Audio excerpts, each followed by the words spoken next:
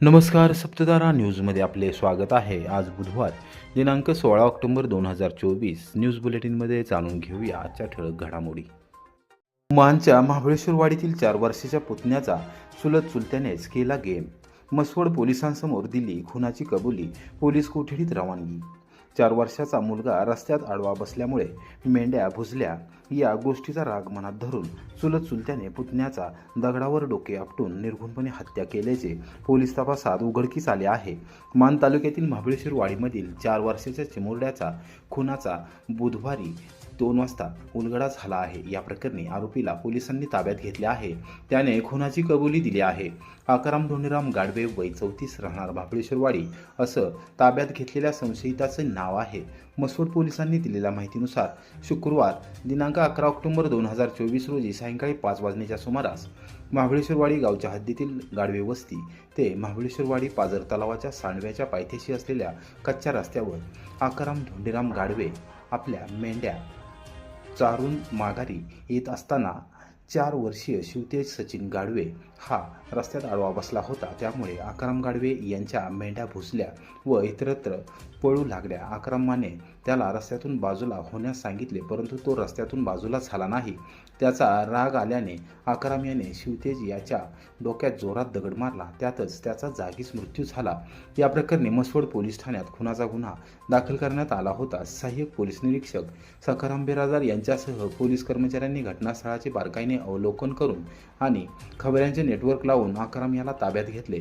चौकशी दरम्यान त्याने खुनाची कबुली दिली. त्याला रीतसर अटक करण्यात आली असून मसवड न्यायालयात हजर केले असता 5 दिवस पोलीस कोठडीत ठेवण्याचे आदेश प्रथम वर्ग न्यायदंडाधिकारी यांनी दिले. वडूच्या उपविभागीय पोलीस अधिकारी अश्विनी शेंडगे यांच्या मार्गदर्शनाखाली सहाय्यक पोलीस निरीक्षक सखाराम बिराजदार, पोलीस उपनिरीक्षक अनिल वाघमोडे, हवालदार नवनाथ शिरकुळे, महिला पोलीस अंमलदार रुपाली फडतरे यांनी गुन्हा उघडकीस आणला. बिहुडीतील मयूर काळे खून प्रकरणी मुख्य संशयित आशा भगत काळे हिला अटक, न्यायालयीन कोठडीत रवानगी.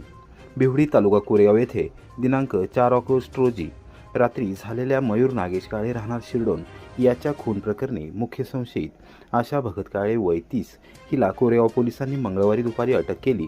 बुधवारी दुपारी 3 वाजता तिला न्यायालयात हजर केले असता प्रथम वर्ग न्यायदंडाधिकारी श्रीमती U.A. भोसले यांनी तिची न्यायालयीन कोठडीत रवानगी केली. बिहुडी येथे मयूर नागेश काळे याचा खून झाला होता. या प्रकरणी दाखल खुनाच्या गुन्ह्यात 2 आरोपींना अटक करण्यात आली होती. तसेच अल्पवयीन 2 मुलांना ताब्यात घेऊन बाल न्यायालयासमोर हजर करण्यात आले होते. त्यावेळी त्यांची बाल निरीक्षण गृहात रवानगी करण्यात आली होती. आता त्यांची सुटका झाली आहे. खुनाचा गुन्हा घडल्यापासून आशा भगत काळे ही फरार होती. तपास अधिकारी पोलीस निरीक्षक घनश्याम बल्लाळ यांनी तिचा शोध घेण्यासाठी गुन्हे प्रकटीकरण शाखेला आदेश दिले होते. त्यानुसार मंगळवारी दुपारी तिला कोरेगावातून ताब्यात घेण्यात आले. वैद्यकीय तपासणी केल्यानंतर तिला अटक करण्यात आली होती. न्यायालयात हजर केले असता तिला न्यायालयीन कोठडीत ठेवण्याचे आदेश प्रथम वर्ग न्यायदंडाधिकारी श्रीमती U.A. भोसले यांनी दिले आहेत. पोलीस निरीक्षक घनश्याम बल्लाळ तपास करत आहेत. बोबडेवाडीतील जमीन मोजणीचा विषय येते 15 दिवसात सोडविणार भूमी अभिलेख विभागाचे अधीक्षक वसंत निकम. ग्रामस्थांनी सादर केले निवेदन. कोरेगाव शहरानजीक असलेल्या बोबडेवाडी येथील शेतकरी व ग्रामस्थांच्या जमीन मोजणी विषयाच्या समस्या येत्या 15 दिवसात सोडवल्या जातील. ज्यांची मोजणी प्रक्रिया पूर्ण झाली आहे त्यांच्या हद्दी निश्चित करून दिल्या जातील, अशी ग्वाही भूमी अभिलेख विभागाचे सातारा जिल्ह्याचे अधीक्षक वसंत निकम यांनी दिली. उपसरपंच अनिल पवार यांच्या नेतृत्वाखाली शेतकरी आणि ग्रामस्थांच्या शिष्टमंडळाने बुधवारी दुपारी 2 वाजता सातारा येथील भूमी अभिलेख विभागाच्या सातारा जिल्हा कार्यालयात अधीक्षक निकम यांची भेट घेतली व निवेदन सादर केले. ग्रामस्थ व रहिवासी असलेले शेतकरी शशिकांत आनंदराव बोबडे, प्रल्हाद आप्पा बोबडे, शांताराम उर्फ वसंतराव रघुनाथ शिर्के, विठ्ठल सर्जेराव ढाणे, योगेश विठ्ठल ढाणे, नामदेव यशवंत पवार, विकास कालिदास बोबडे, किसन पांडुरंग पवार व अन्य शेतकऱ्यांनी भूमी अभिलेख विभागातील सर्वेअरच्या कामाचा पंचनामाच केला. नियमानुसार मोजणीची प्रक्रिया पूर्ण झाली असून त्याला 1 वर्ष उलटून गेले आहे. मोजणी करत असताना सर्वेअर यांनी 1 ते 2 दिवसात हद्दी कायम करून देतो असे सांगितले होते. प्रत्यक्षात मात्र 1 वर्ष उलटून गेले तरी हद्दी कायम केले नसल्याने निष्कारण शेतकऱ्यांमध्ये वाद व भांडणे होत आहेत. कायदा व सुव्यवस्थेचे प्रश्न निर्माण होत असल्याचे उपसरपंच पवार यांनी निदर्शनास आणून दिले। या संदर्भात कोरेगावच्या उपाधीक्षक भूमी अभिलेख कार्यालयामार्फत रीतसर मोजणीची संपूर्ण प्रक्रिया पूर्ण केली जाईल, शेतकऱ्यांना हद्द निश्चित करून दिली जाईल, असे आश्वासन अधीक्षक निकम यांनी दिले। आणि काय होतं माहिती का, असं झालंय काही काही ठिकाणी सर्वांनी एकदम चुकीची नोंदणी केली, नदी पात्रावर सुद्धा क्षेत्र दाखवलेलं आहे। आणि जे म्हणजे आता कंपनीची आहे, तुमचा जो असा हा गट नंबर आहे, त्या गट नंबर 4 आहे, मग 4 असल्यानंतर कुठंतरी एका बाजूला पोहोच असतो ते 100%, म्हणून कुठेही नदी पात्रात तुमच्या हात येत नाही, हे ती शेतकरी त्या ठिकाणी जो चुकीचं पत्रकार। कराड शहरानजीक मलकापूर येथे ढेबेवाडी फाट्यावर कारमधील 5 कोटींची रक्कम लुटली, हवालाची रक्कम असल्याचा पोलिसांचा कयास, तपासासाठी पोलीस पथके रवाना।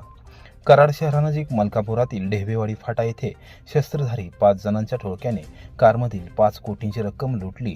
मंगळवारी पहाटे 5 वाजण्याच्या सुमारास ही घटना घडली। लुटलेली रक्कम हवालामार्फत मुंबईहून दक्षिण भारतात नेली जात होती, अशी माहिती कराड शहर पोलिसांनी बुधवारी सकाळी 11 वाजता दिली। या घटनेमुळे सातारा जिल्ह्यात खळबळ उडाली असून मोठ्या रकमेची लूट होऊनही मंगळवारी रात्री उशिरापर्यंत कराड शहर पोलीस ठाण्यात गुन्हा दाखल झाला नव्हता। फिर्यादीकडे चौकशी करण्याचे काम सुरू होते, त्यामुळे फिर्याद घेण्याचे काम रात्री उशिरापर्यंत सुरू होते। याबाबत पोलिसांनी दिलेली माहिती अशी की मुंबईसह देशभरात हवाल्याने पैसे पोहोचवणाऱ्या कंपनीचा कारभार दक्षिण भारतात एका मोठ्या शहरात सुरू आहे। संबंधित कंपनीची कार सुमारे 5 कोटी रुपयांची रक्कम घेऊन सोमवारी रात्री मुंबईहून दक्षिण भारतात पैसे पोहोच करण्यासाठी निघाली होती। मंगळवारी पहाटे 5 वाजण्याच्या सुमारास कार कराडमध्ये आली। मलकापूर येथील ढेबेवाडी फाट्यावर कारला दुसरी कार आडवी लावून ती अडवण्यात आली। त्या कारमधून 5 ते 6 जण उतरले, त्यांच्याकडे पिस्तुलांसह धारदार शस्त्रे होती। त्याचा धाक दाखवून त्यांनी मुंबईहून निघालेल्या कारमधील सुमारे 5 कोटी रुपयांची रक्कम लंपास केली। ती रक्कम घेऊन ते मुंबईच्या दिशेने पळाले असल्याची माहिती पोलिसांना मिळाली। त्यानुसार तातडीने वरिष्ठ पोलीस अधिकाऱ्यांना माहिती देण्यात आली। पोलिसांनी सर्व बाजूने तपास करण्यास सुरुवात केली।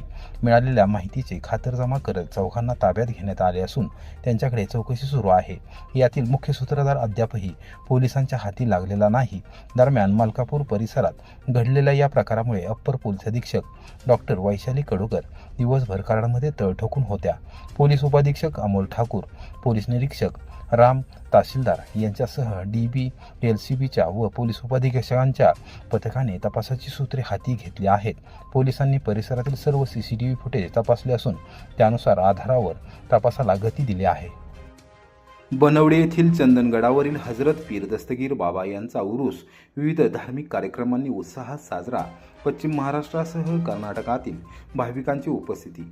पश्चिम महाराष्ट्र राज्य कर्नाटकातील समाज बांधवांचे श्रद्धास्थान असलेल्या कोरेगाव तालुक्यातील बनवडे येथील चंदनगडावरील हजरत पीर दस्तगीर बाबा यांचा उरूस विविध धार्मिक कार्यक्रमांनी उत्साहात साजरा करण्यात आला। उरुसानिमित्त मंगळवारी आणि बुधवारी दुपारी 1:30 वाजता विविध कार्यक्रमांचे आयोजन करण्यात आले होते। सातारा जिल्ह्यातील सह्याद्रींच्या पर्वत रांगांमध्ये चंदनगड आणि वंदनगड हे जोडलेले किल्ले आहेत। चंदनगड कोरेगाव तालुक्यातील बनवडी गावामध्ये येतो। चंदनगडावर हजरत पीर दस्तगीर हा दर्गा आहे। पुरातन किल्ल्यावर दर्ग्यात जाण्यासाठी पायऱ्या बांधण्यात आल्या आहेत।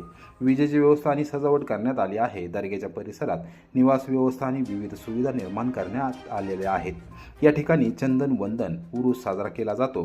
पश्चिम महाराष्ट्रासह कर्नाटकातून मोठ्या प्रमाणावर भाविक या उरूसासाठी आले होते। प्रशासन आणि पोलीस दलाच्या वतीने आवश्यक ती खबरदारी घेण्यात आली होती। पोलीस बंदोबस्त चोख ठेवण्यात आला होता।